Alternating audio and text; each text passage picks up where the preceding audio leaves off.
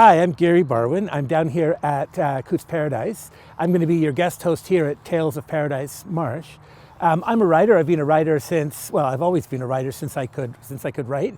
Novelist and poet and multimedia artist. And I'm going to be your guest talking about writing and about what it's like to think about Coots Paradise as a writer and as a citizen of Hamilton.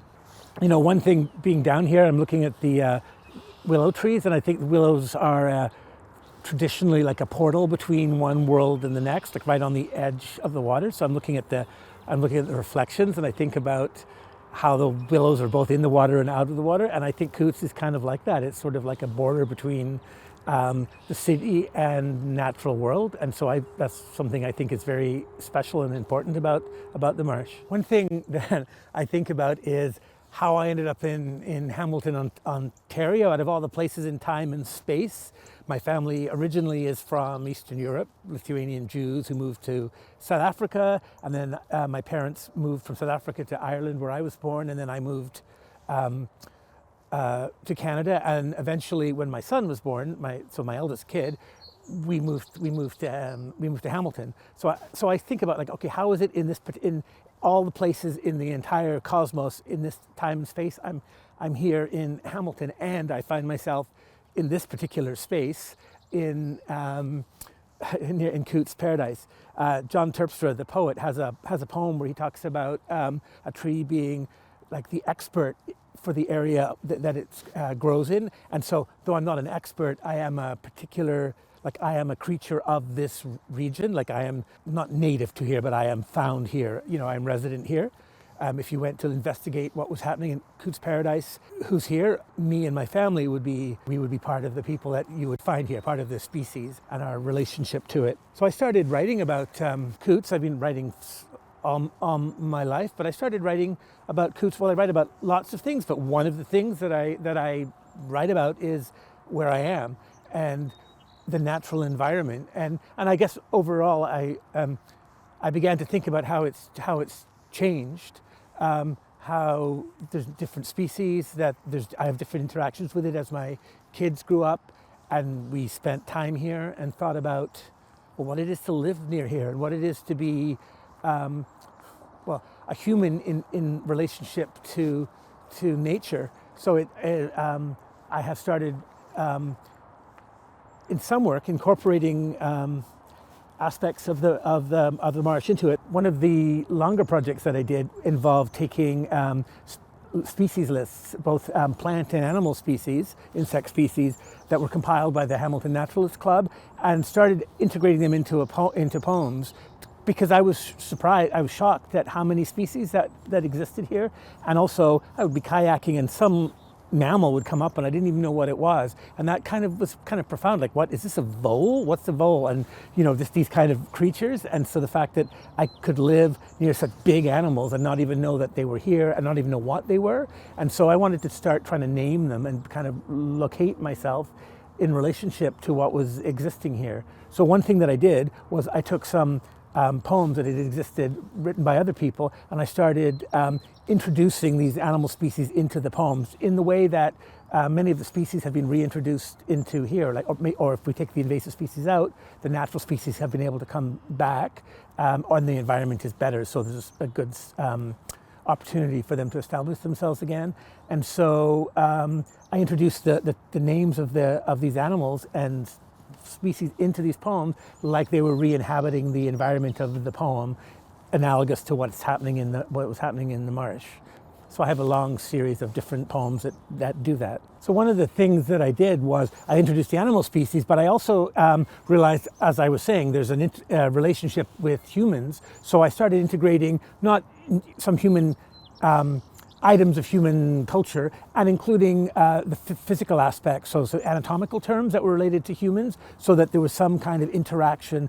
And I guess, like, the environment is some kind of living thing, like a body, that it's a system that where we and the animals are all connected together, like it's one body, I guess, or like it's one ecosystem, and the poem stands in for that. So I have poems that just have, like, the names of butterfly species or the names of mammals, and then I would have poems that would have those species names, but also mixing in the human. So there's kind of a progression from just animal species to a more interaction with humans, animals, and things like the behind us, like the highways. We exist in this interconnection, and there's actually, I think there's something kind of lovely about, not that I kind of idealize highways, but there's something lovely about interacting together.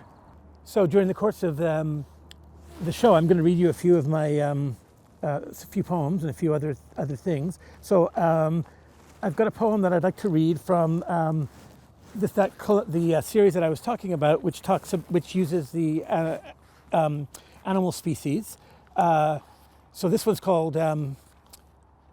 It's from my book No TV for Woodpeckers, and this is one where I've introduced butterfly species into a pre-existing poem. So it's very abstract, but you can see, I mean, basically it's like how the poem works is there's a whole bunch of butterfly names, and they're all just kind of interacting like they're in the ecosystem of the poem. They're not creating a story or a explicit meaning, except that they're interacting in this environment the way butterflies would interact in this environment. The butterflies of Hamilton, Ontario. There was a silver-spotted skipper in which snowberry clearwing, tortoise-shell risen, cabbage white, where northern cloudy wing, hair streak, eastern pine elfin, where morning cloak, broken dash, silver blue, where little wood satyr, underwing, silver bordered fritterly, where checker spot, mulberry, hobomock skipper, where glassy wing, broken dash, American snout, where dun skipper, question mark, red spotted purple, where hummingbird clearwing, pawpaw sphinx, little yellow, who brush-footed, silver-spotted, who snowberry blinded, who clouded, silver-bordered, who great spangled, who tawny-edged, dusky-winged, who painted, who gray, who common, who pearly-eyed, who broad-winged, two-spotted, who giant, silver-spotted skipper. One of the things I like about living close to the marsh is that I can be here in different seasons, so that I've traveled a lot of places in the world, but here I can keep coming back to the same area and seeing what it's like at different times of day, at different weather, different seasons. I love the idea that I can kayak on the water, and I can walk on the water when it's frozen, the same place, and I can see the land from the water, and I can see the water from the land, so that I have all these multiple views, and of course, what it's doing. So whether there's the leaves or the different animals or even the different people that are around at different times, being used in different ways by people and animals and insects, I find it really interesting. And then as I said, through time too. It's interesting to see how it's changed. Not only how we have looked after it and changed things, but how it naturally evolves in relationship to the city. One of my favorite spots around here is to be out in the middle of Coots, looking west around sunset as the sun is sinking over Dundas, and there's the water is colored red and it's very beautiful, but also there's, I was going to say packs of birds, but they're flocks of birds. There's all these little starlings that go flying around, and it's quite loud with activity right as the sun is setting. It's a really beautiful time. And you can look back, you can look towards Dundas, towards the sun in the natural world, and you can look back, over your shoulder at the highway, and you're sort of in between these two views. And I love being in that in-between place, and then I can continue on, can paddle off into the sunset. I love these gnarly willow trees. They make me think of, immediately I'm thinking of the people who first, like 100 years ago, the naturalists who were here. They feel very Englishy. The people, who, these trees, I don't know if they're indigenous to the area or not, but they're just these such gnarly kinds of things. But people who came from, Europe, I think about, and then the indigenous people that were here, I know they found the Princess Point culture, I guess it was, And so I mean, there's been continuous indigenous living on this land.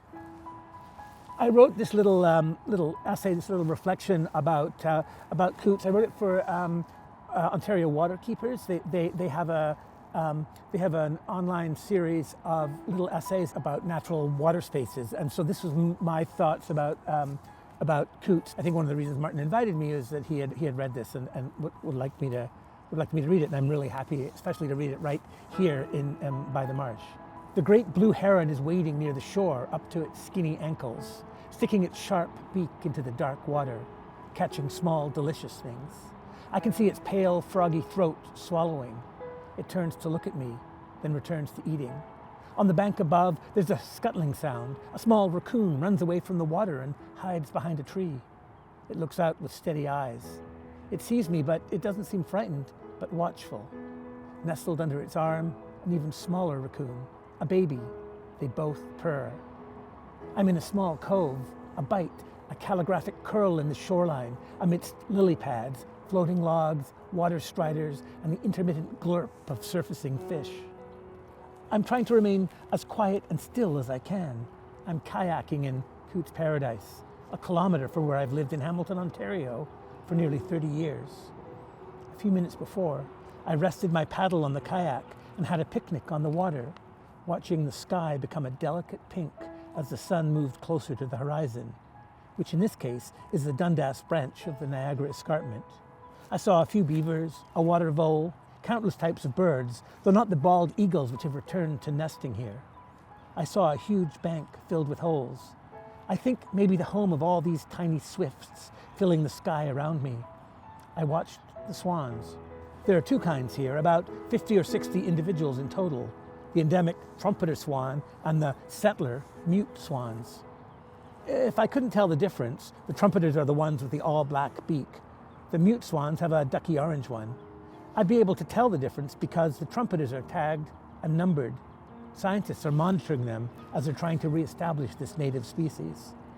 In fact, all over Coots, there are signs of restoration and recovery and indications of the work of conservationists and scientists. Coots used to be a marshland. In the 19th century, there was a canal cut through the reeds and rushes so that boats could get to Dundas. And of course, the pressures of industry, hunting, and invasive species in the years since turned it into something else entirely. However, the change over the last decades is apparent. I've watched it with awe and gratitude. The marshes are returning. There are carp barriers to stop the invasive and bottom-feeding carp from bullying out other fish and ravenously eating plant life. There's still much work to be done. After the recent heavy rains, overflow sewage flowed from the holding tanks under Cathedral Park into Coots. I know this is something scheduled to be fixed in the upcoming years at a cost of some millions. It is, of course, vital. It's astounding that we could have allowed this to happen in the first place. On my street, when the drains are pushed beyond capacity, household waste overflows into connected sanitary and storm sewers. But still, I feel the huge energy from a place coming back to life, to returning to strength. It's never going to be what it was before the city, perhaps when the original people lived here. There are signs of the Princess Point people who were here 1,500 years ago. A strong and healthy body of water to be a bulwark against destructive forces of the city, to maintain an adaptive balance. Once, the poet David McFadden, who was from Hamilton, wrote a blurb for one of my books. "Another breath of fresh air from Hamilton, Ontario," he said. He meant he was one breath of fresh air and I was another. It was a great joke, especially in the 90s.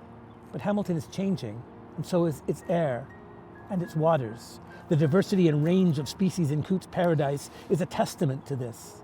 The ever cleaner water. I walk the trails around its shore. I kayak on its open waters and creeks.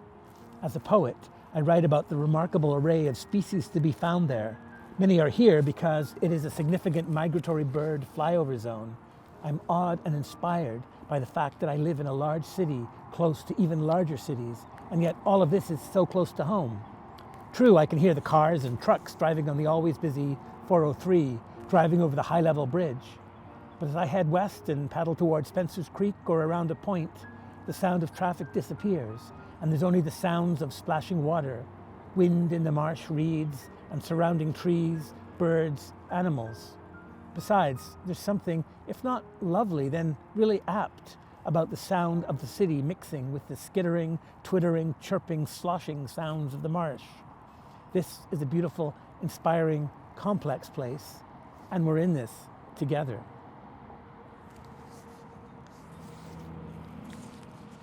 Surrounding the sun before the formation of the earth, plus energy, equals city councillors. 24 billion gallons of sewage is what is going on inside of us, while 24 billion gallons of sewage is what we do on the outside. One thing I think about is how the reason there's a city here was because of Lake Ontario and because of the marsh, that Dundas is sort of the center of a region. There's all these cities around it. And so originally, this was the furthest in you could get from Lake Ontario. This was all covered in marsh, but they dredged a canal so you could go right into Dundas. It was the Desjardins Canal. And so there was a track, and boats would come down under the high level bridge, and they would come all the way down and all the way into Dundas. When I kayak, I can see there's some signs of there's some old posts, some ancient wood that's there from 150 years ago, and some other metal things that seem to be part of that passage from Lake Ontario all the way into Dundas. There's still residue, and you can see in the structure of the city. If you go into Dundas, you can see there's the canal, and you can see other aspects that still exist. And so we have built a life around the marsh. That's how come there's a city here, and that's why we're here, because of the opportunities that the marsh offered. I like that it's called Coots Paradise, because I guess there was a Colonel Coots or something. He used to come here, and he thought it was the most amazing thing, I guess, for hunting, and thought it was paradise. So never mind the hunting part. I do like the fact that it's called Paradise, and that it just reminds us that it's this amazing thing that we have right down at the end of our street. You can walk down Paradise Street, and you can end up here. That it's this amazing place that we have. I'm looking at this island over here. I remember my kids and I, it's a separate little island. My kids and I used to imagine like setting up like a little house on that island. And so actually I wrote a kids novel based on that island.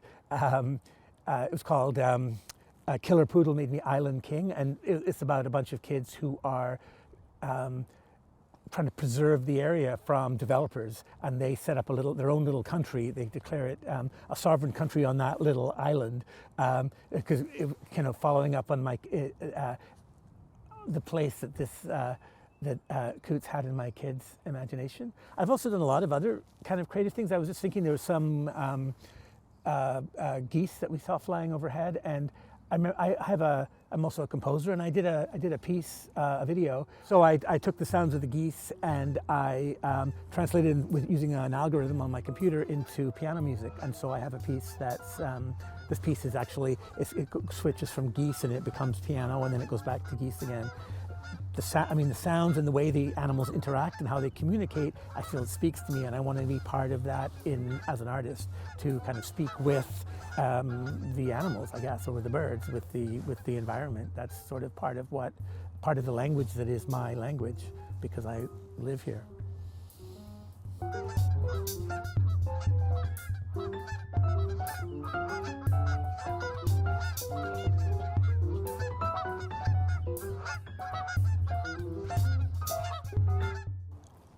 I'm surprised how many blue herons you see here. That's kind of an amazing thing. And over on the other side, and from the Burlington side, there's eagles that nest there.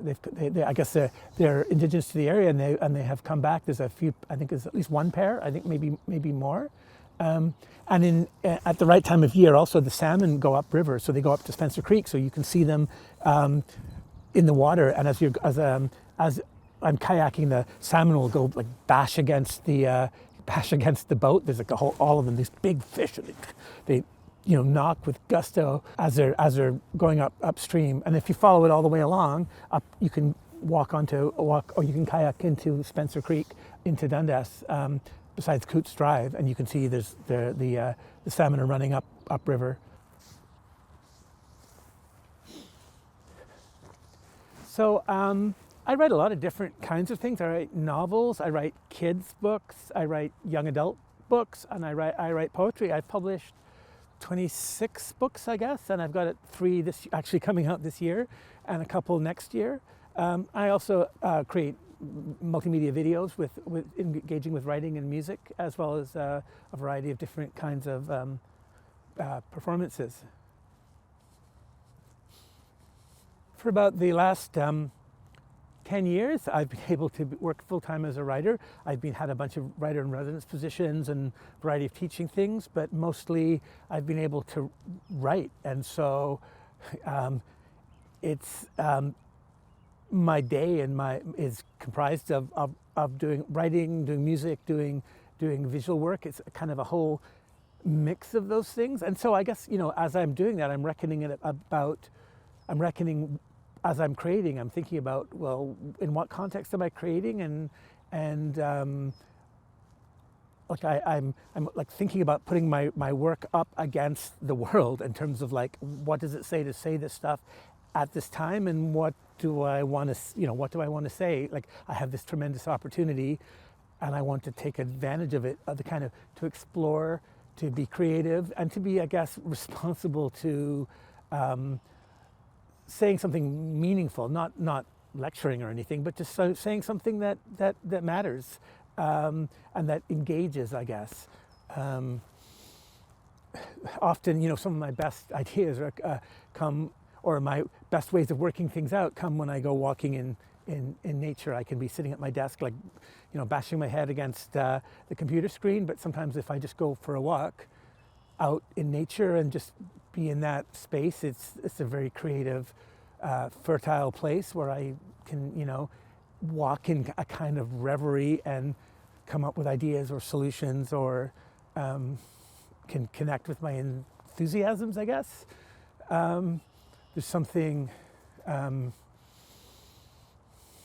sustaining and nurturing, of course, about being out in nature. And I would say, in being in nature in the city, so the end of my street is a marsh, right? That's what an amazing thing to me.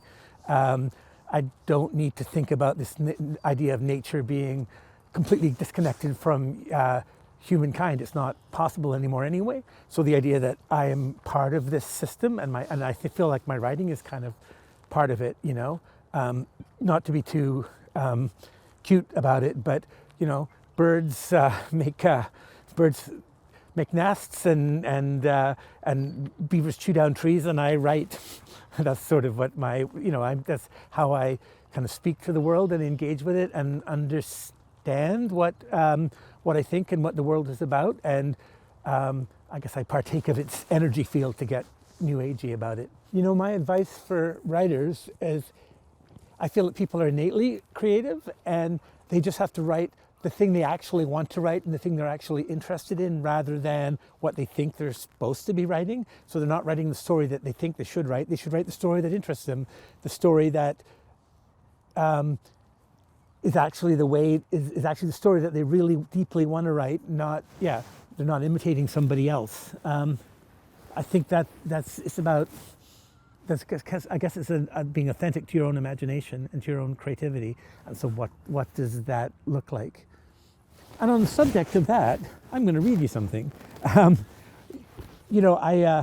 I walk around the woods in Hamilton, I often encounter shopping carts. I guess, people take shopping carts, and they're funny that how you find them just like wet, fallen over into a creek or behind a tree. And for me, seeing them, and even in the city, seeing them like tucked away in an alleyway, kind of peeking out at you, it reminds me of deer, like they're kind of quiet, waiting for you. And I've also seen deer in the city too. So I'm walking down my street, and there's a deer in my yard or down on the street. And so I kind of thought, oh yeah, the shopping carts and the deer, they're kind of like the same thing. They're sort of sitting there hiding, and and often in these in-between spaces that the deer you find in the city and you find on the street, and you find the shopping cart in the woods. And so they're somehow connected, and they kind of look you could imagine them vaguely looking alike, maybe. So I wrote a poem about that. Let me just let me read that, because I think in a way it sums up the kind of sense of the magic and mystery of the interaction, and it's both absurd and terrible, but also kind of beautiful. So let me just find it. So this is called Shopping for Deer.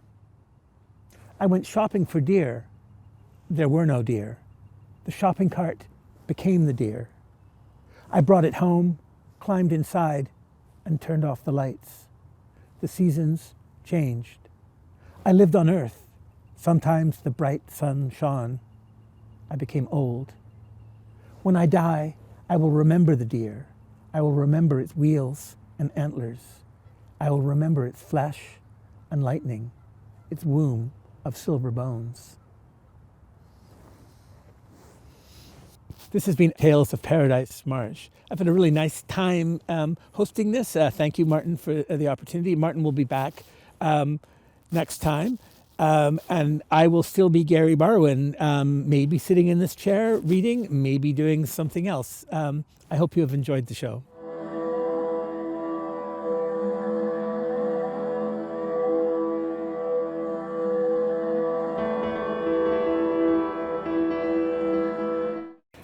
And now a bonus poem.